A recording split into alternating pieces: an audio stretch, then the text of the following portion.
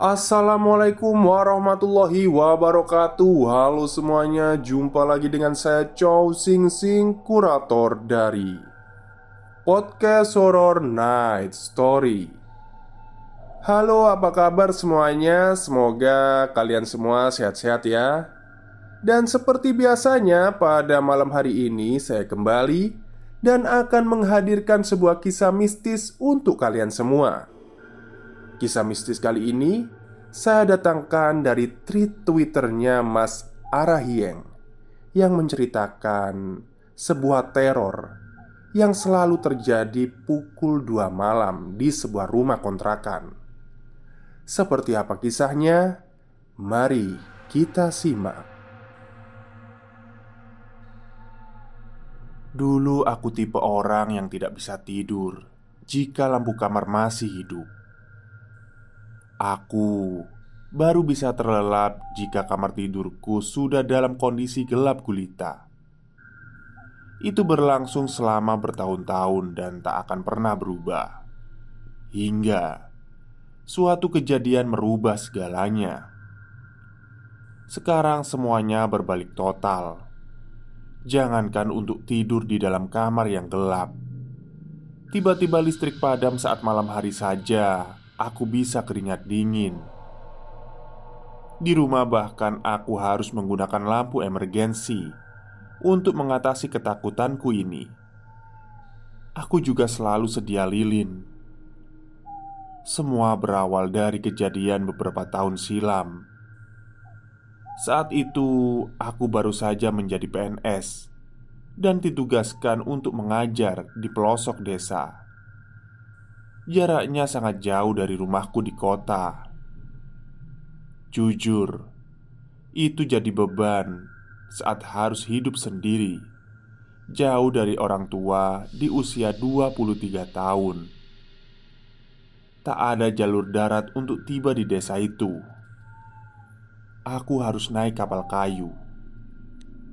Orang sini biasa menyebutnya dengan nama kapal klotok. Perlu sekitar 3 jam untuk sampai di sana. Hanya ada satu kapal yang berangkat ke desa itu tiap minggunya. Hanya setiap hari Kamis. Itu pun jika cuacanya bagus. Jika angin kencang atau gelombang besar, biasanya tak ada kapal yang mau ke desa itu. Biasanya juga ada kapal besar ke sana seperti kapal feri, tapi sangat jarang. Mungkin sebulan sekali. Aku harus mengajar di sana dalam waktu yang lama sebelum aku bisa pindah ke kota tempat tinggal asalku. Sebenarnya aku ingin membawa banyak barang, tapi tentu saja sulit membawanya sekaligus. Hingga akhirnya aku memutuskan untuk membawa koper dan satu ransel yang berisi pakaian. "Robiah, ingat, beri kabar kalau sudah sampai di sana," ucap Kak Ervan, kakak sulungku yang ikut mengantarku ke pelabuhan. "Iya, pasti aku kabarin." Dia membawakan koperku menuju kapal. Tak ada tiket untuk kapal itu.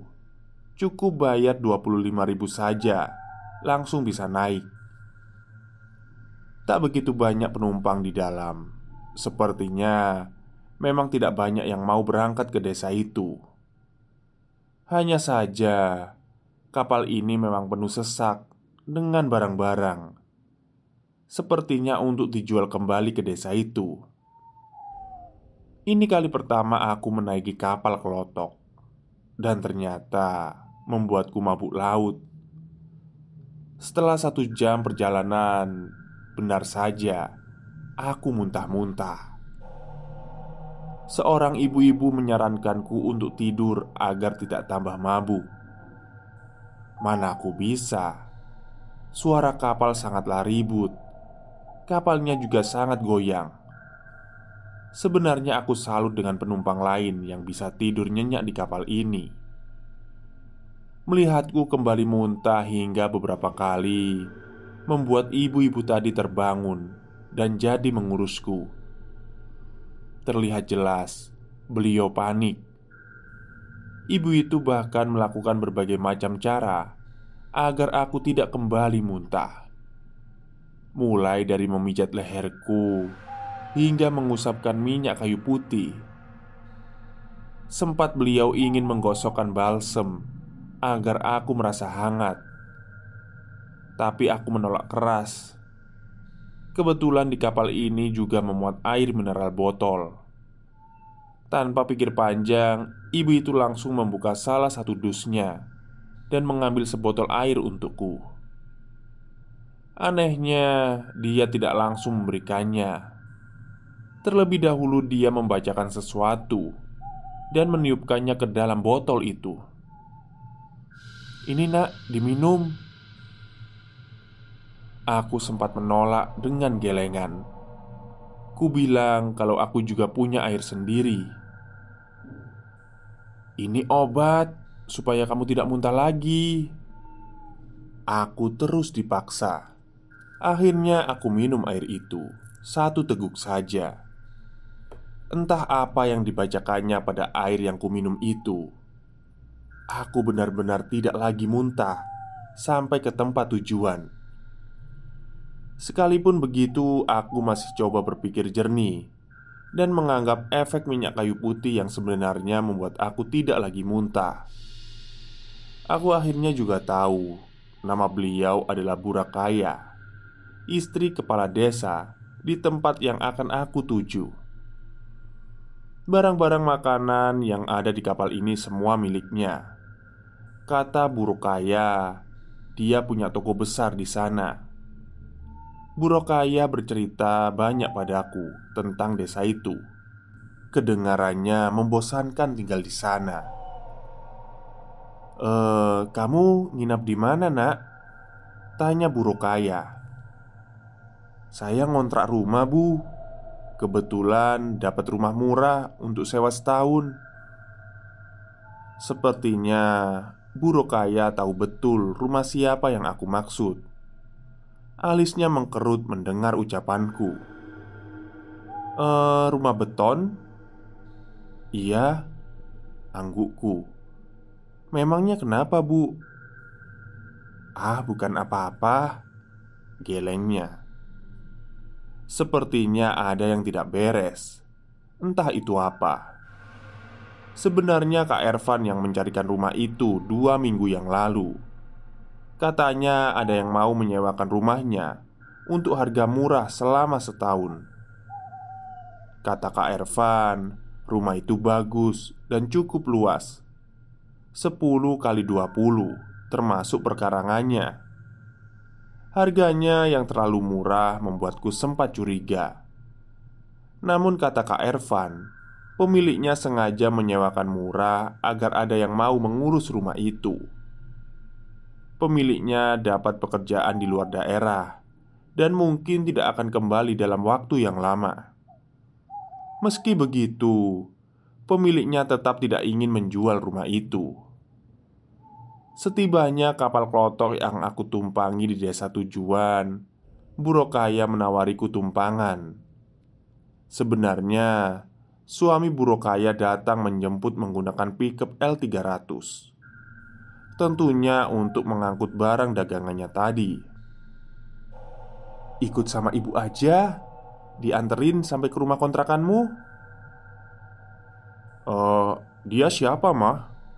tanya Pak Kades. "Oh, ini ya, guru matematika yang baru." "Kenalkan, Pak, Robiah," ucapku memperkenalkan diri dan sedikit menunduk. Bisa kulihat senyum sumringah di wajah kepala desa itu. "Saya Bandi, ketua desa di sini.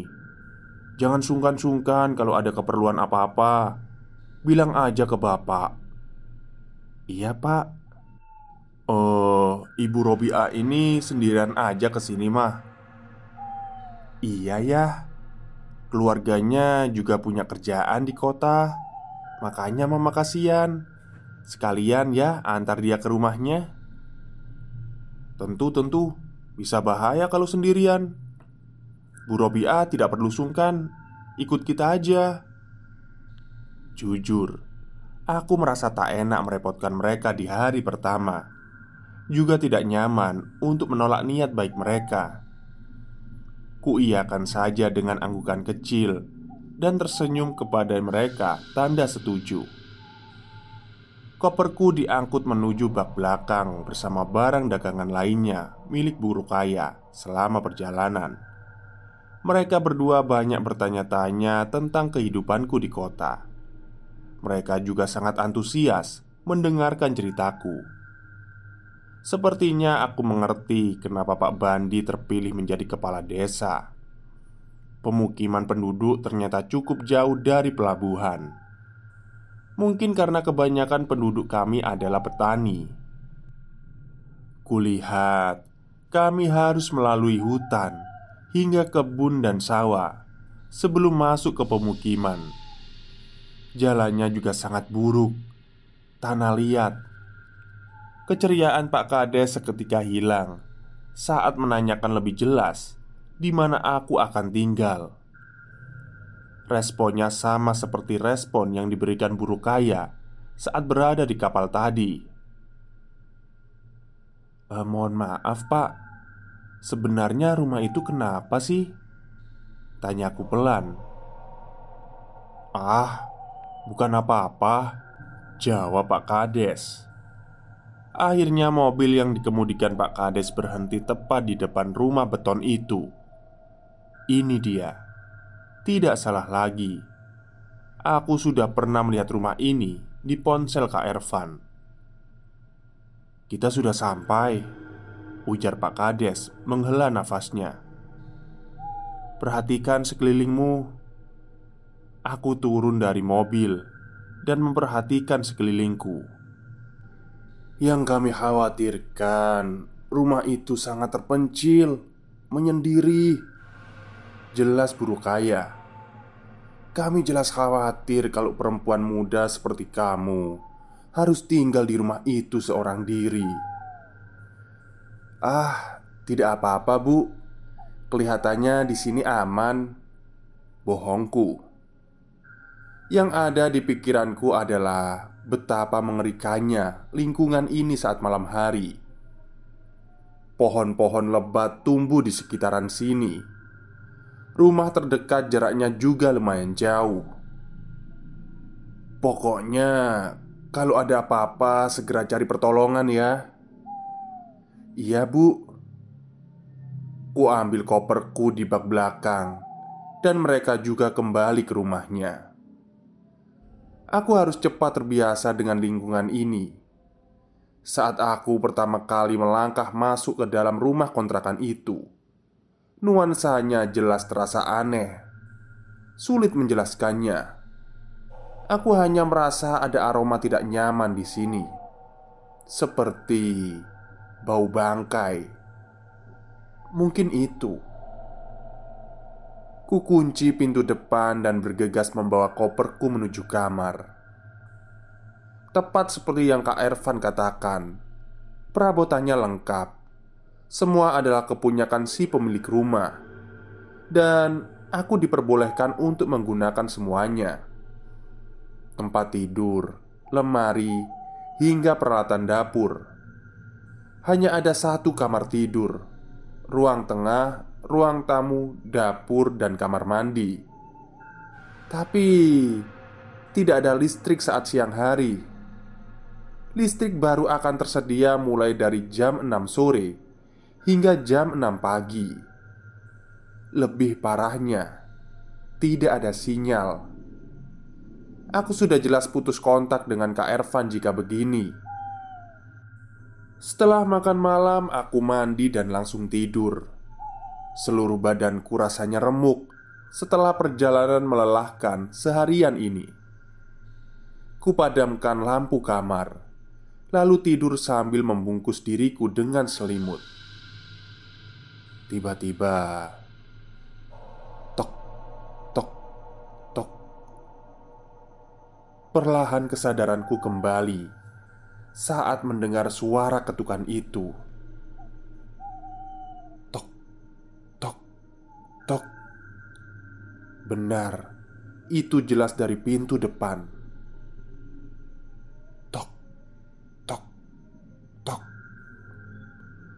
Kulihat jam di ponselku pukul 02.02. Siapa yang kurang kerjaan mengetuk pintu rumah orang jam segini? Jelas, aku tak punya keberanian untuk bangun dan melihat siapa yang ada di depan sana. Kusingkap selimutku sedikit dan memastikan kalau pintu kamar sudah kukunci. Setelahnya aku kembali sembunyi di bawah selimut dan hanya berani mendengarkan suara itu. Suara ketukan itu berlangsung hingga jam 4 subuh. Sesekali bahkan berpindah mengetuk kaca jendela. Pagi, saat hari benar-benar sudah terang, barulah aku berani bangun dari tempat tidurku. Itu pun aku lakukan dengan gerakan perlahan. Hal pertama yang aku pastikan adalah kunci pintu dan semua kunci jendela masih baik-baik saja. Aku tengok ke depan rumah juga tidak ada siapapun. Namun, ada hal yang mengerikan saat aku membuka pintu. Sebuah keris. Sebilah keris menancap di halaman rumah. Jelas ada yang berniat jahat semalam. Hanya saja, jika itu pisau biasa atau pisau lipat, aku mungkin bisa berasumsi kalau itu perampok. Tapi apa artinya jika keris? Setelah memastikan tak ada orang yang lihat, ku ambil keris itu dan langsung membungkusnya dengan tisu. Lalu aku membuangnya di semak-semak lumayan jauh dari rumah. Aku tak tahu harus diapakan keris itu, dan aku juga tak mau keris itu terus menancap di depan rumah. Selepas membuangnya, aku langsung mandi dan bergegas berangkat untuk hari pertamaku mengajar di sekolah. Berharap agar hal buruk tak terus mengikutiku hari ini. Jarak sekolah dengan rumah kontrakanku lumayan jauh, sekitar 20 menit jalan kaki. Mau bagaimana lagi? Tidak ada ojek. Aku juga tak bawa motor ke sini. Sebenarnya tak masalah jika harus jalan kaki setiap hari. Hanya saja ini akan merepotkan jika hujan. Ada satu hal yang menarik perhatianku selama perjalanan menuju sekolah. Tak ada satupun rumah beton yang kulalui. Semuanya rumah panggung. Bahkan sekolah juga menggunakan tiang tinggi di bagian bawah bangunannya. Begitu juga halnya dengan kantor desa yang bersebelahan dengan bangunan SMA tempatku mengajar. Semuanya menggunakan tiang. Sepertinya rumah kontrakan pula yang satu-satunya menggunakan bangunan beton. Murid di SMA tempatku mengajar sangat sedikit. Itu karena kebanyakan orang tua lebih memilih menyekolahkan anaknya di kota saat sudah masuk ke jenjang SMA. Yang tersisa adalah mereka yang orang tuanya kurang mampu atau anaknya memang tidak mau keluar desa. Jumlahnya bisa dihitung jari. Bahkan hanya ada 3 ruang kelas yang digunakan di sekolah ini. Sisanya ruang guru, UKS, WC. Dan ada beberapa ruangan lagi yang tergembok. Sepertinya dulu itu ruang kelas. Mungkin dulu memang pernah banyak yang bersekolah di sini. Bisa kulihat setiap kelas selalu diisi dengan 29 kursi dan meja yang tersusun berpasangan. Entah kenapa pihak sekolah tidak memindahkan bangku-bangku kosong itu. Padahal rata-rata setiap kelas hanya diisi belasan murid saja. Kata Pak Udin, petugas kebersihan sekolah yang sudah bekerja selama lebih 20 tahun di sini, kalau nanti saat mengajar, tiba-tiba bangku-bangku kosong itu terisi penuh, jangan berhenti mengajar. Teruslah mengajar seperti biasa. Dan juga tidak boleh mengabaikan mereka. Terdengar aneh dan tidak masuk akal, tapi juga menyeramkan jika sampai benar-benar terjadi padaku. tak ada suara ketukan pintu seperti malam itu lagi. Padahal sejak kejadian itu aku jadi susah tidur. Aku baru bisa tidur saat jam 3 lewat dan harus kembali bangun saat subuh. Selain merasa khawatir kalau suara ketukan itu kembali terdengar, hal lain yang membuatku sulit tidur saat malam hari adalah bau aneh yang datang entah dari mana. Padahal saat siang aku sudah memeriksa seluruh isi rumah dan tidak menemukan sumbernya. Bau itu baru tercium saat larut malam. Terasa jelas seperti bau bangkai. Bahkan setelah aku menyemprotkan pengharum ruangan di kamarku, bau itu masih tetap terasa. Kupikir wajar selama aku tidak bisa menyingkirkan sumber baunya. Memutar kipas angin juga cukup membantu mengurangi aroma tidak enak itu. Meskipun aku memang masih bisa menciumnya. Lagi pula, suhu di sini juga panas saat larut malam. Bukan panas yang gerah, hanya panas saja. Mungkin aku yang belum terbiasa. Saat di kota aku selalu menggunakan AC saat malam. Begitu juga malam ini. Hawanya panas, meski aku sudah gunakan kipas angin. Sudah jam 2 lebih 10 malam. Dan lagi-lagi aku tidak bisa tidur. Handphone tanpa sinyal membuatku hanya bisa menonton ulang drama-drama Korea yang dulu sudah pernah ku download di HP sambil rebahan. Robiah. Ku lepas earphone-ku dan mendengarkannya sekali lagi. Kupikir aku baru saja mendengar seseorang memanggil namaku. Atau mungkin aku salah dengar. Aku hanya bisa mendengar suara serangga malam yang saling bersautan. Lalu kembali kupasang earphone-ku dan lanjut menonton. Suara itu terdengar lagi. Robiah. Cukup sudah. Ku akhiri drama itu dan mulai waspada pada keadaan sekitar.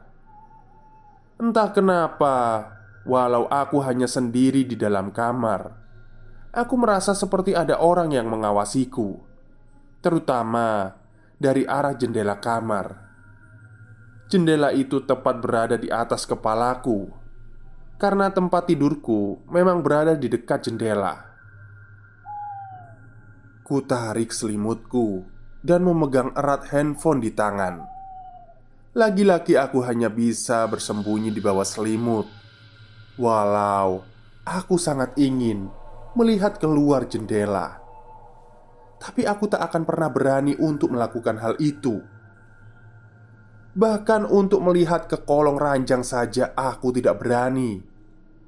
Aku selalu membayangkan bagaimana jika aku menengok ke bawah ranjang dan ada seseorang di bawahku.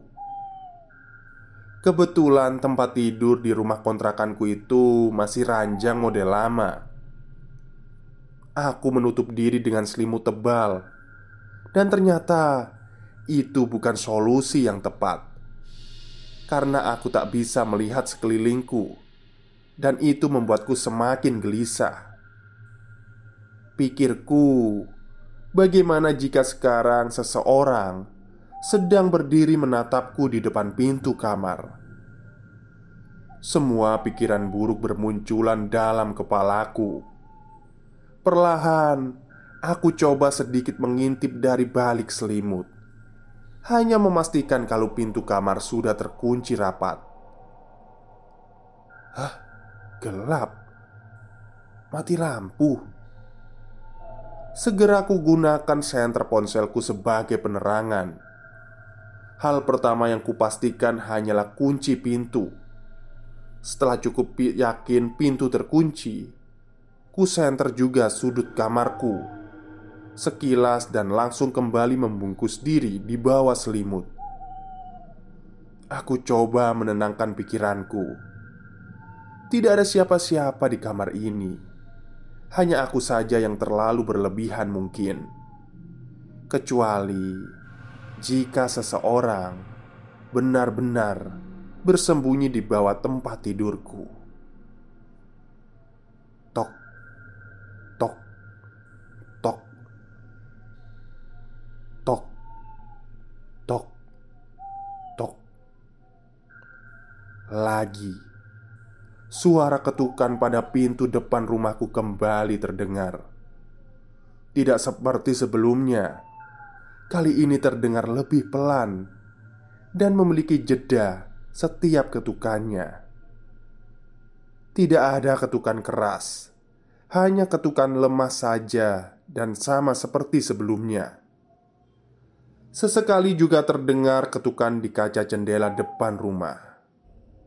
Aku tak peduli.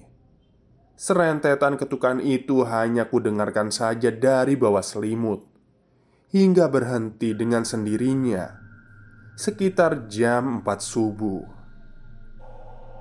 Tak lama setelah suara itu hilang, listrik kembali normal. Aku baru berani bangun dari tempat tidur saat hari sudah terang. Dan saat itu juga ranjang di kamarku langsung kubongkar. Pikirku akan lebih nyaman jika aku tidur tanpa ranjang. Kasurku juga kutempatkan jauh dari jendela kamar. Saat aku keluar rumah, keris yang sama seperti aku buang beberapa hari yang lalu kembali tertancap di tempat yang sama. Siapa sebenarnya yang kurang kerjaan ini? Kuputuskan untuk kembali membungkus keris itu dan membuangnya sejauh mungkin. Aku bahkan tidak masuk mengajar karena berjalan kaki sampai ke pelabuhan. Dan keris itu kubuang ke laut. Setelah membuang keris itu, kondisiku memburuk. Awalnya aku pikir hanya kelelahan. Nyatanya tidak. Aku mengalami demam tinggi dan benar-benar sakit kepala. Setidaknya aku terpaksa izin untuk tidak mengajar selama seminggu. Aku pun berobat ke puskesmas, namun hasilnya tidak ada perubahan. Sampai akhirnya Bu Rokaya datang ke rumah karena merasa khawatir dan menyarankan aku untuk berobat ke dukun kampung. Katanya orang di desa ini paling anti sama dokter, karena setiap kali ke puskesmas hanya dicek tensi darah lalu diberi obat 3 strip. Orang-orang di sini lebih sering ke dukun kampung saat sakit. Dokter aja berobatnya ke dukun kampung, kata Bu Rokaya. Walau aku tidak sepenuhnya percaya. Karena terus dipaksa, akhirnya untuk pertama kalinya seumur hidupku aku berobat ke dukun kampung. Bu Rokaya memboncengku menggunakan motor bebek jadul ke rumah sang dukun kampung. Ternyata rumah dukun itu juga menyendiri dan berada di dekat pelabuhan. Aku bahkan tidak sadar ada rumah itu sebelumnya. Seperti rumah-rumah orang desa di sini pada umumnya, rumah dukun itu juga panggung. Saat aku baru masuk, bisa tercium jelas aroma menyan. Ruang tamunya saja penuh dengan benda-benda yang sudah cukup jelas menggambarkan profesi pemiliknya. Wanita berkonde itu mungkin sudah berumur 50 tahunan.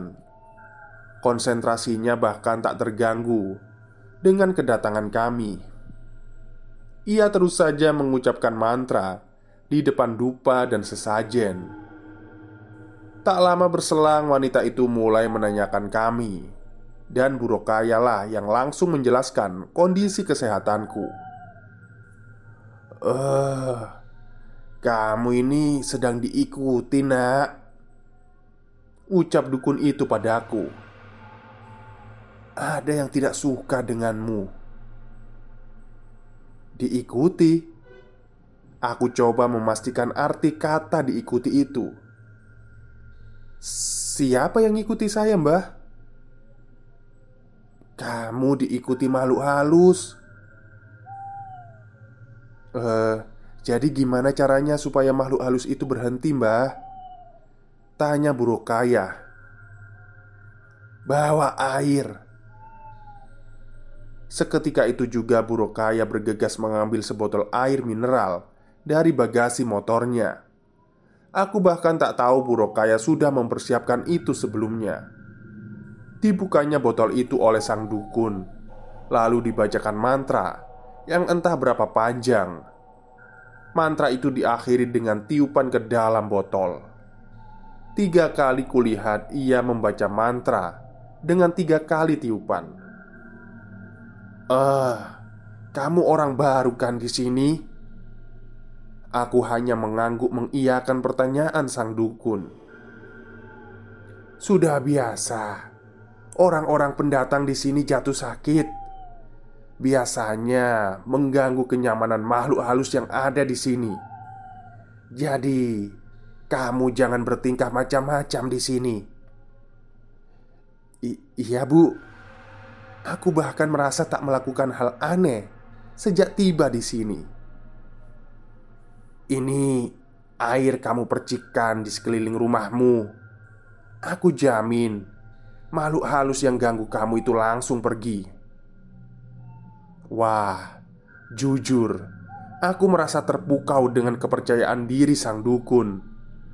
Sebenarnya ini memang hal yang baru bagiku. Aku tak pernah melihat dukun bekerja sebelumnya. "Selain itu, kamu letakkan pisang raja 1 sisir di pusat rumah. Dalam 1 sisir tidak boleh ada pisang yang pulang, walaupun 1. Harus lengkap. Juga segelas kopi pahit. Letakkan saja saat hari senja." Setelah mendengar semua penjelasan sang dukun, kami bergegas ke kebun pisang milik warga untuk membeli 1 sisir pisang raja. Saat pulang ke rumah, aku juga langsung memercikkan sebotol air sakti itu ke sekeliling rumah. Jujur aku sedikit bingung dengan metode ini. Bukankah yang sakit itu aku? Kenapa yang diobati justru rumah ini? Pikirku, ya sudahlah. Aku coba menjaga mulutku untuk tidak bicara macam-macam. Hal lain yang membuatku bingung adalah pusat rumah itu di mana. Kata Bu Rokayah, di setiap rumah ada 1 tiang yang dililitkan kain kuning. Tiang itu yang disebut sebagai pusat rumah. Tapi tak ada yang seperti itu di rumah kontrakan ini. Tak ada kain kuning, sama seperti rumah lamaku. Aku juga tak tahu pusat rumahnya di sebelah mana. Karena kebingungan itu, pisang dan segelas kopi itu akhirnya kuletakkan di sudut rumah. Meski sudah melakukan semua hal yang disarankan sang dukun, aku tetap meminum obat dari dokter. Mungkin karena pengaruh obat itu juga, aku jadi tidur lelap semalaman. Sejak aku mulai mengkonsumsi obat dari dokter, aku bahkan tak kesulitan lagi untuk tidur malam. Ini membuatku jadi tak tahu apakah suara ketukan jam 2 malam itu kembali lagi atau tidak ada. Saat aku bangun pagi hari, ada hal yang aneh. Segelas kopi yang aku letakkan di sudut rumah semalam kini hanya tersisa setengahnya. Juga sesisir pisang raja. Ada 1 pisang yang hilang. Padahal aku sangat yakin tidak ada kurang 1 pun semalam.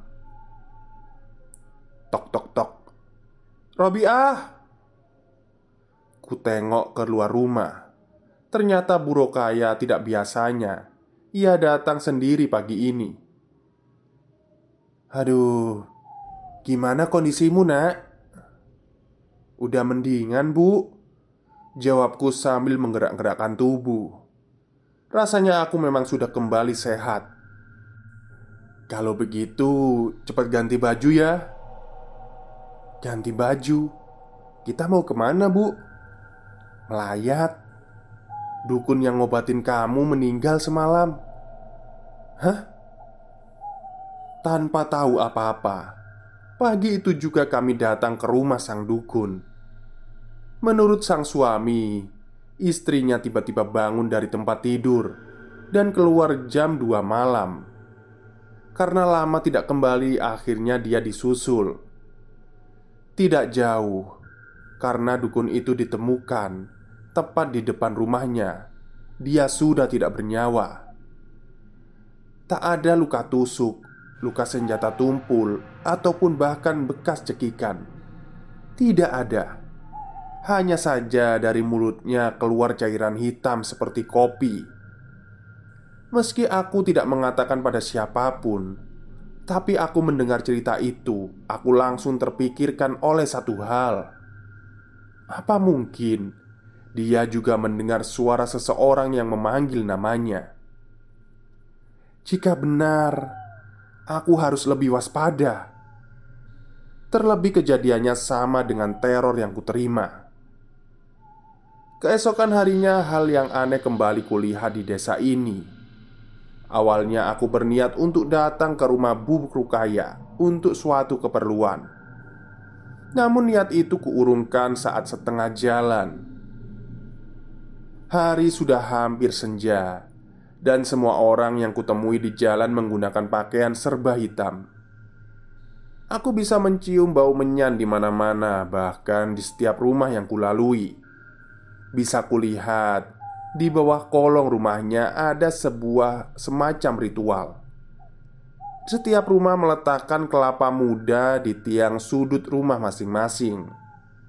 Bukan sekedar kelapa muda saja.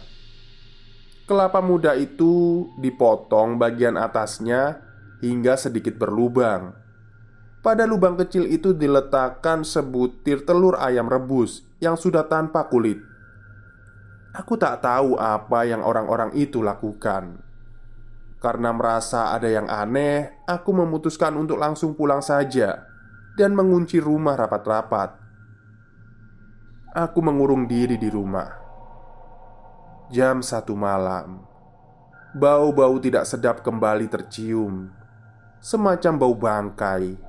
Padahal bau itu sudah hilang sebelumnya. Aku sudah tidak terlalu kaget dengan hal itu. Bahkan aku sudah jadi cukup yakin kalau bau itu adalah pertanda sebentar lagi akan ada suara ketukan atau seseorang yang akan memanggil namaku. Tak ada apapun yang terjadi. Apa karena aku menunggunya? Aku justru lebih sibuk dengan suara tikus di dapur. Posisi kamarku memang dekat dengan dapur, dan di rumah ini juga ada tikus yang bersarang. Tak jarang saat malam hari, tikus-tikus itu membuat kegaduhan di dapur. Aku yakin karena mereka mencari makan. Suara semacam piring bersenggolan, sendok jatuh adalah hal yang biasa terjadi, terutama jika aku tak mencuci piring setelah makan malam. Kadang saat pagi, aku benar-benar mencucinya sampai berulang-ulang kali.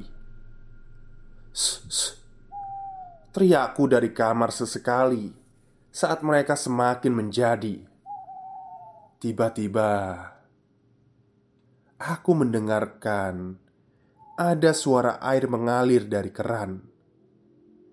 Pikirku tikus tak bisa melakukan sampai sejauh itu. Suara air mengalir itu hanya berlangsung sebentar sebelum suara piring kembali berbunyi dan suara keran itu kembali terdengar sebentar, lalu kembali berhenti. Apa yang terjadi di dapur? Teklak, teklak. Sial. Seseorang sedang ada di dapurku. Aku cukup yakin dengan suara itu. Suara yang tadi adalah suara pemantik kompor gas. Benar saja, tak lama berselang aku bahkan bisa mendengar suara seperti orang yang sedang menumis sesuatu.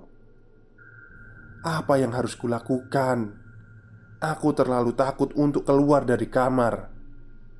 Aku hanya berdiam diri di atas tempat tidurku sambil terus waspada. Aku bisa mencium dengan jelas aroma tumisan seperti sayur. Entah sayur apa ini. Dan suara itu juga mendadak hilang. Pikirku mungkin dia sudah selesai. Entah siapa. Jika itu maling dan dia merasa lapar, silahkan makan sepuasmu. Kalau mau bawa pulang kompor gasnya juga tidak masalah. Silahkan ambil dan segera pergi dari sini. Robiah. Suara itu, suara yang sama dengan yang biasa memanggilku. Robiah, makanan sudah siap. Ucapnya datar dan pelan. Bukan, ini lebih terdengar seperti suara ibuku. Hanya saja ini terlalu datar. Tapi mana mungkin juga itu orang tuaku. Robiah. Tok, tok, tok. Ketukan tepat di pintu kamarku. Aku hampir tak bisa bernafas mendengarnya. Robiah. Langsung saja aku masuk ke dalam selimut dan membaca semua doa yang aku tahu. Sembari suara itu terus memanggil, mulutku juga tak berhenti berdoa. Meski sama sekali tak ada doa yang terucap dengan jelas, karena mulutku juga gemetar. Tok, tok, tok. Suara ketukan itu beralih ke pintu depan.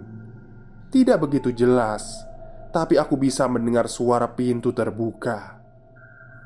Bisa ku dengar suara orang-orang berbicara dengan bahasa yang tidak ku mengerti artinya. Dan terdengar semakin ramai di ruang tamu. Terdengar semakin banyak orang yang datang. Bahkan aku mulai mendengar suara tangisan di antara mereka itu. Semakin banyak yang menangis. Ada apa sebenarnya yang terjadi di depan sana? Suara tangisan itu anehnya terdengar semakin mendekat. Semakin mendekat. Seperti mereka kini menangis tepat di sampingku. Robiah. Terdengar jelas suara tangisan histeris memanggil namaku itu. Robiah. Jantungku rasanya benar-benar berhenti. Aku coba berteriak, namun tak ada suara yang dapat keluar dari mulutku. Jelas terasa seperti seseorang menindihku kini. Lebih terasa seperti seseorang yang sedang menangis di atas tubuhku, seperti memelukku. Aku coba singkirkan tubuh itu yang juga secara tak sengaja membuka selimutku. Gelap, mati lampu lagi. Nafasku memburu dan segera ku tarik kembali selimutku. Suara-suara itu menghilang. Coba ku gunakan senter HP-ku untuk melihat sekeliling kamarku melalui celah selimut. Tapi bukan di kamar. Aku di ruang tengah. Sontak aku keluar dari selimutku dan memastikan dengan jelas aku dan tempat tidurku benar-benar pindah ke ruang depan. Yang lebih mengherankan lagi, sejak kapan aku menggunakan baju aneh serba putih-putih ini? Kulepas semua pakaian putih-putih itu dan berlari ke dalam kamar lagi untuk mengganti dengan pakaian lain. Tak ada pilih-pilih lagi. Aku raih pakaian apapun yang kutemukan dan langsung kugunakan. Saat aku masih mengganti bajuku, dengan terburu-buru, HP-ku bergetar. Panggilan masuk dari Kak Ervan. "Halo Kak," jawabku cepat. Kak Ervan, halo." Nafasnya terengah-engah seperti sedang berlari. "Kak, cepet buka." "Buka apa?" "Cepet buka pintunya, cepet." Pintu depan digedor begitu keras, sangat keras. "Robiah." bisa ku dengar dengan sangat jelas suara Kak Ervan di depan sana. "Sebentar, Kak." Aku berlari ke pintu depan, masih menggunakan senter HP untuk penerangan. "Kak, Kak Ervan." Bodohnya aku. Kulihat layar ponselku. Bahkan sinyal pun tak ada.